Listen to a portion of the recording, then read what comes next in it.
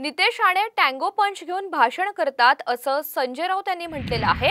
संजय राऊतांनी ठाकरे गटाच्या वर्धापन दिनाच्या कार्यक्रमात बोलताना पंतप्रधान मोदींचा उल्लेख ब्रँडी असा केलेला होता आणि त्याचवर आता हा हल्लाबोल करण्यात आलाय।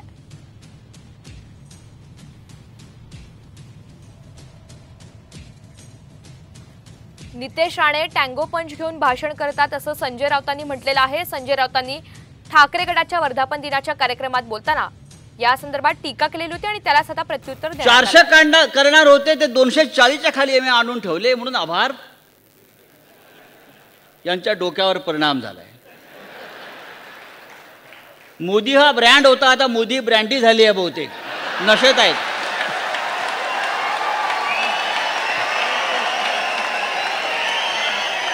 मला आतापर्यंत वाटलेलं की संजय राजाराम राऊतला 90चीच सवय आहे, पण हल्ली टँगो पंचचा आधार घेऊन भाषणाला उभे राहतात